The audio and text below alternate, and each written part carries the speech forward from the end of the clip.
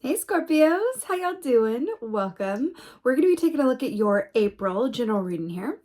So, in your meditation, I was taken to, it was very Big Fish, as in the film, the Tim Burton film Big Fish. I feel like this has come up for y'all before, and but I saw sort of the script of the Big Fish, like as that script is at the top of the film, but it said Scorpio, and there were all of these vines and leaves growing out of it, and it felt like it was coming from the earth, and that it had aged with time, as in it had been there a while. If you think about root systems of trees, that takes time to grow.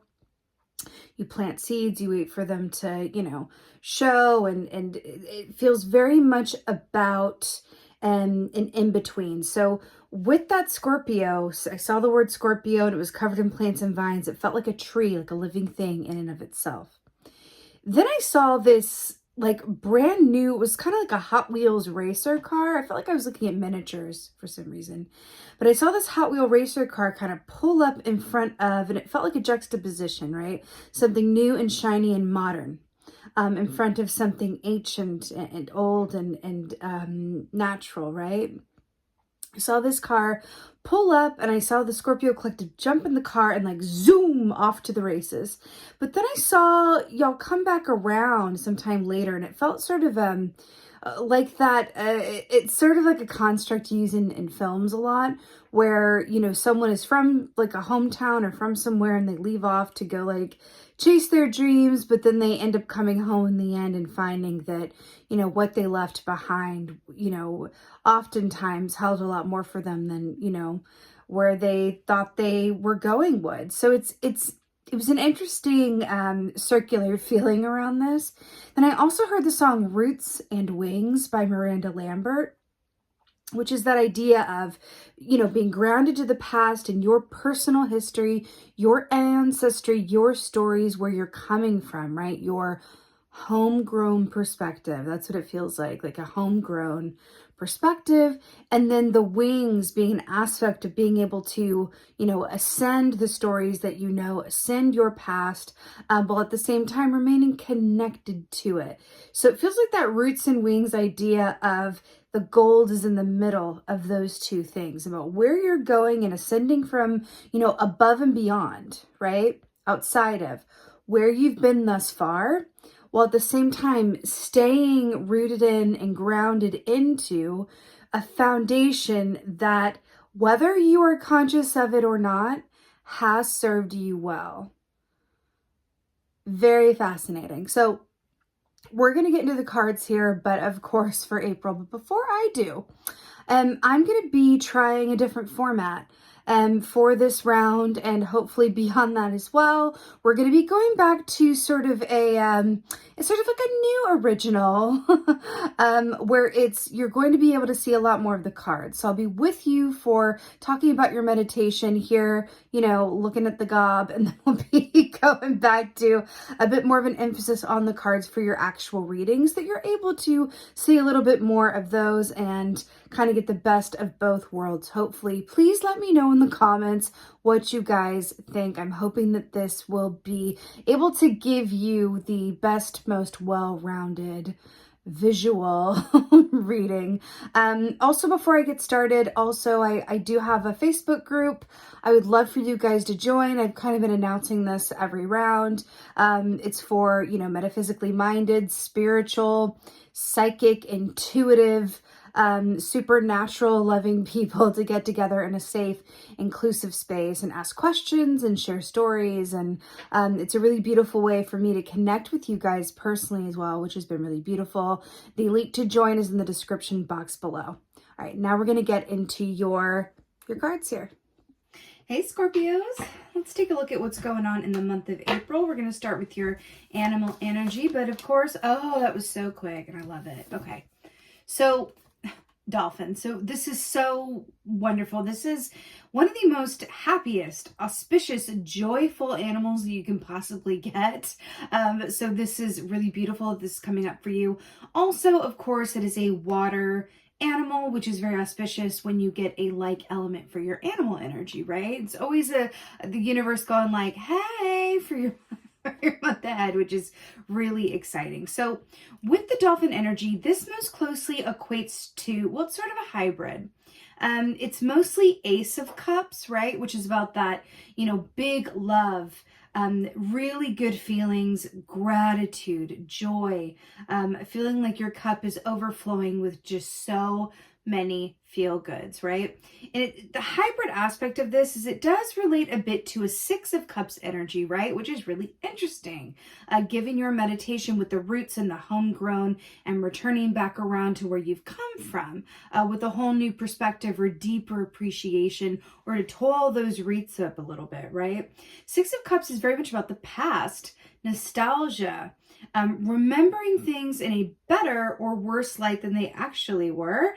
And again, we're back to this aspect or this sense of what lies in the middle, right? There's something about this middle ground that feels like if you were able to mine it, as in like M-I-N-E, if you're able to mine it, right, there would be some sort of, some gold there, some riches there, some gems there. It feels like the treasure is in the middle between, the roots and the wings, between the future and the past. There's something about, mining for gold within the roots that you've already put down, with a perspective that is more closely equates to what's ahead, or what's coming, or where you're looking to in terms of like, where do I want to go and where do I want to be?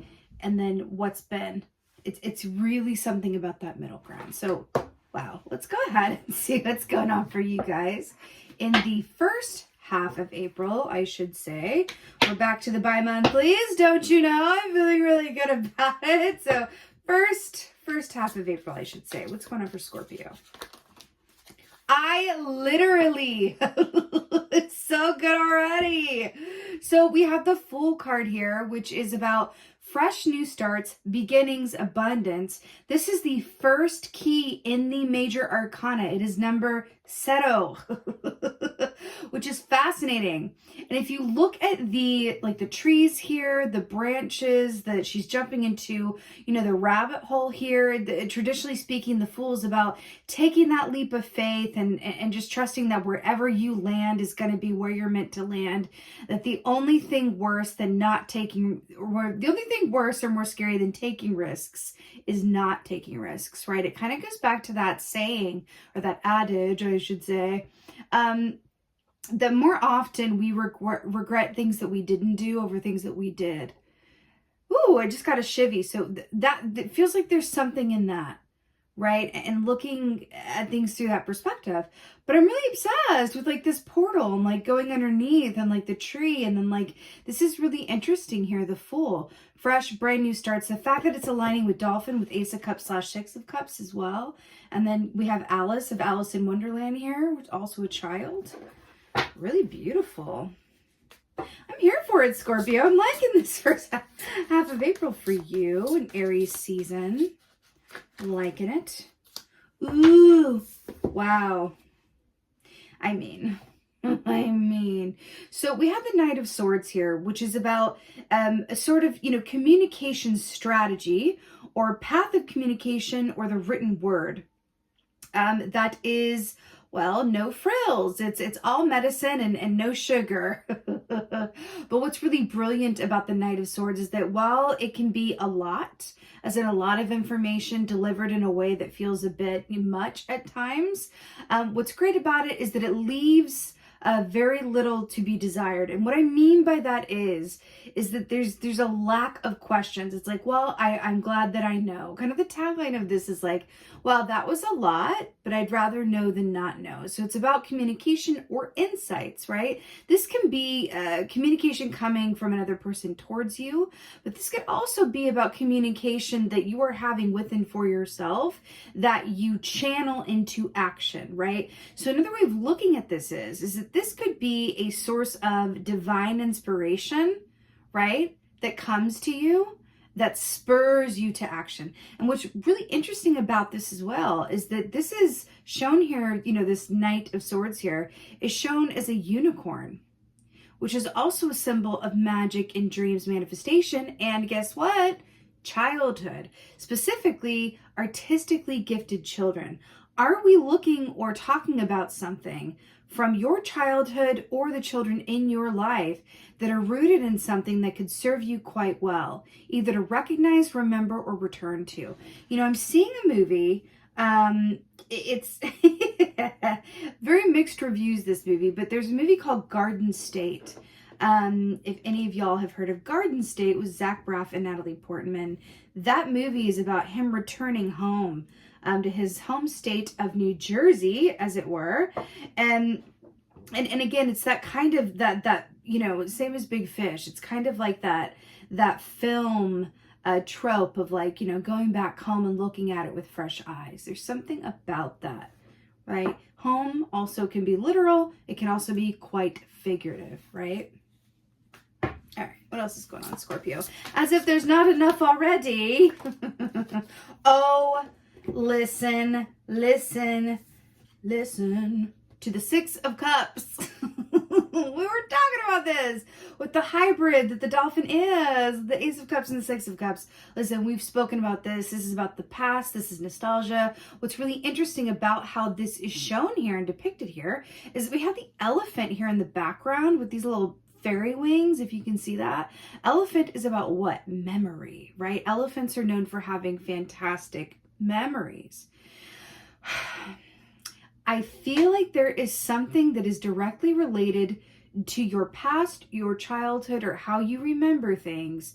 That it's like, if you would just go back and remind yourself of either, it's almost as if I feel like you're being granted this kind of wish or boon around this reinvigoration point about there was something, either a way you went about doing something, or a relationship, or even like a thought process or belief system that you held, or healthy patterns that really worked well for you at a given time, or an idea that you had for something that you kind of put away for later, whatever this is. There is something about this that's like, hey, it feels like, you know, Spirit is calling your attention to this, going, hey, over here, what about this?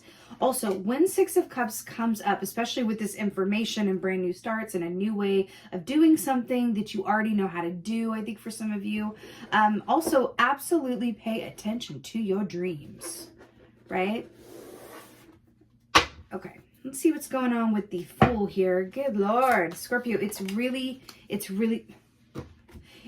positive. I literally, okay. So to clarify the Fool, we have the Six of Swords here, which is so brilliant. So I want to draw a parallel right quick. So we have the unicorn with the horn there, and then we have a narwhal here in the Six of Swords, which is, you know, two horned beings here, which, by the way, horns represent a direct line or connection to spirit and or your higher self that knows, you know, has clarity about everything in all directions of time and space. It's kind of like the beacon of the third eye, because it's coming out of the third eye there, right? Both of those horns come out of the third eye. So it's about connecting into your ability to specifically, and this is what makes the third eye, let me just talk about this momentarily. What makes the third eye different from the crown chakra is that the third eye is really about, yes, it's about seeing things clearly. Yes, it's about, you know, intuitive abilities. But there's also this sense when your third eye is healthy, when your third eye is activated and in use, we have access to that wonderful feeling that everything is as it's meant to be and everything is well. All is well. That's the third eye. All is well. I may not be able to look around me in my physical environment and see, you know, that everything is looking how I wish it were. But when my third eye is activated, I have access to the bigger picture, right? In all directions of time and space. And thus I know that this is just a momentary, you know, given circumstance that will give way to a, you know, happier, more beneficial set of given circumstances that are more aligned to what I desire, right? Because it's the ups and downs of life experience, right? There's something about that coming through for you around the third eye here. And right, so the Six of Swords traditionally, this is my absolute favorite, you know, sword of all the swords in the sword suit. This is about complete inner peace. This is a peace of mind. Six of Swords is about transitioning from a lot of mental tension and thinking the worst, expecting the worst from a mental sphere, right? Because the swords rule the realm of our mind and our thought patterns, right? So this is really about transitioning outside of all of that, beyond all of that, and going, ooh, it's that ever seemingly elusive inner peace and a clear mind. And that's really beautiful. I also feel like there's an aspect here because it's really coming up in this fantastical way when we're looking at narwhals and dolphins. And I felt very called to use the Alice in Tarotland deck, which I have not used in a minute, but I really felt the call to use that deck for this round. So I really like that this is coming up in this way. I do feel like with the Fool, both of these are about movement. So the Fool is about taking a jump, taking a risk, taking a leap, as we like to say. And the Six of Swords is about actively transitioning forwards through a mental space that oftentimes is linked to a physical move as well. Because Six of Swords can also be about making a physical transition from one place to another. So, really nice there. Let's go ahead and get a clarify for the Knight of Swords here. Knight of Swords here, please and thank you. Wow, ha ha ha ha ha ha. Wow, spiders everywhere. So this is interesting. So we have sword for a sword, right? So we have the Eight of Swords to clarify the Knight of Swords. Now what's really fascinating about this, look at this. Look at this. Does this unicorn man, does this unicorn man not look like he is about to ride in and just cut through all those spider webs? Right? It's interesting. Not that I would ever recommend that, but you know, Eight of Swords is very much about, well, it's the opposite of the Six of Swords in a lot of ways. It's very much about that mental prison that only we can, you know, unlock ourselves from. It's about feeling a lot of mental angst and tension and just thinking the worst, seeing the worst, expecting the worst. That is Eight of Swords, right? What's really fascinating about this is that how it's depicted here is like through these spider people performers, right? With this web and then cutting through. Now, spiders are also about what? Ancestry and the past. They're all about our connections as they relate to the past, how our connections have formed, and how we connect with other people. They're also about the stories that we tell, because spiders represent writers and storytellers. Whenever spider medicine comes up for someone in a reading, I always ask, what stories are you telling yourself? What stories did you inherit? This has come up for Scorpio before, right? What stories did you inherit? What do you want to hang on to? What do you want to release? This is really fascinating, right? If you are the auteur of your own story, right, then you get to say, like the Knight of Swords, you get to say what stays and what goes. You have the ability as the magician, right, which you are, as the natural manifester that you are, to rewrite any story or belief system that does not work for you and write a new one, to create a new one. And I feel like there's something in that. But remember, we're talking about returning to the past and the goal being sort of in the middle, right? Between like what's in the future, where you're going and where you've been. There's something about that here. But this does feel like a liberation of sorts, and how you have the power and the ability to rewrite or reconstruct whatever your story is, whatever stories you've been told, or your own personal story, and how it goes from here. Because the past does not have to be prologue. The past does not have to be prologue. Okay? All right. What else is going on here? Let's get a clarifier for Six of Cups. It's a lot of information. I'm going to say it again. Please, with the dream time, it really feels like you're going to be getting a lot of information through the dream sphere. So brilliant. Brilliant, brilliant, and brilliant. So we have the Hanged... Actually, what are your major arcanas? You have two major arcanas. You have the Fool and the Hanged Man. Always really important to point those out, right? Usually there's the most information in the majors, and then the minors are about the choices you can make within the energies of the majors, right? Because they're more changeable. So the Hanged Man, brilliant with the Six of Cups. So what's really fascinating about this deck and how the Hanged Man is shown here is that there's two mega really they're like goldfish, right? There's two mega fish in a bowl. And then we have this circus performer, you know, about to perform this defying feat of like being lowered into this bowl, and he's going to have to escape with his life. And this is about perspective, right? Because it's a show, right? This is the, you know, Cirque du Tarot, right? So it's all about the show. We're at the circus. So from the audience perspective, right? These are two killer goldfish. There's the ringmaster over at stage right, we can't see, going, all right, they're two killer fish. They're rabid for man flesh. Orcs, I guess. And it's like, you know, like the death, life or death, just death-defying defeat. Will he make it out alive? Everyone's holding their breath. But really behind the scenes, like these two fish are completely vegan. Like, they literally don't care about man flesh at all. Actually, they're best friends, and like he feeds them, and like they're really super cuddly, right? So it's all about, and like he's not locked in at all. Like the key's right there. Like this is something that has been performed enough and practiced enough to where, you know, it looks a certain way, but really it's quite easy and seamless. And I feel like there's a very important and distinctive parallel between that and how things appear to be in the stories that we're told versus how they actually are, or how we want to rewrite them or reconstruct them to our benefit, right? And then we have the Six of Cups here with the past and how you remember things and how you see things. Now, traditionally speaking, the Hanged Man is about a flipped perspective and allowing yourself to see things differently, allowing yourself to take the time, right? I'm hearing the tagline from the show The View, take the time to enjoy the view. You know what I mean? There's something about like allowing yourself to see things differently, and in doing so, be better for it, right? But to assume the hangman position does require that it's an active state of mind. It's not like, you know, Four of Swords where you're just like powering down and like whatever comes. This is an action that you take, which is really interesting about the garden state and the big fish and going back home again and then having your perspective flipped. This is the past and this is a flipped perspective. We're talking about that in the beginning meditation, right? Something to that. Let's go ahead and get an oracle for y'all. This is really interesting stuff, though, Scorpio, especially given that your sign is related to deep emotions. And when Scorpion, as in the animal medicine, whenever that comes up for someone in a reading, that's usually an indicator that they're living in the past in a way that is counterproductive to the present. So that's, I feel like, interesting as well. So let's go ahead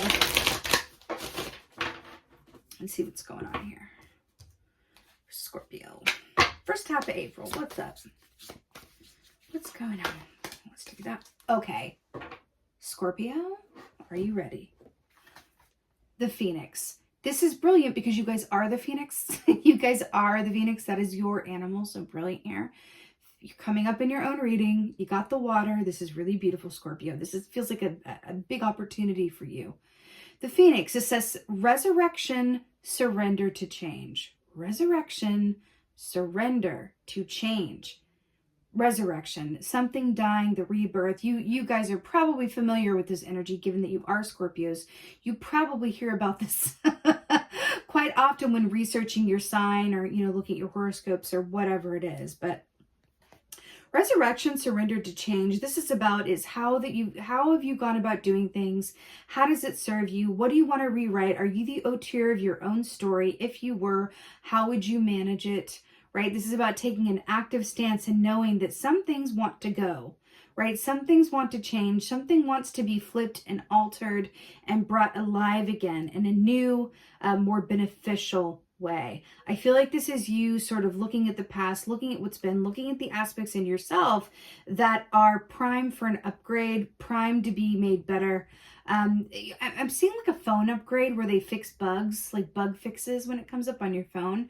I feel like there's something about this as well. And the fact that it's related to the dolphin, which is that Ace of Cups and the Six of Cups, this all feels incredibly positive. This does not necessarily feel like the hard work or the Durman-strong that it could. It actually feels quite positive and playful and energetic and hopeful. Energetic is actually a really good word for how this is coming across.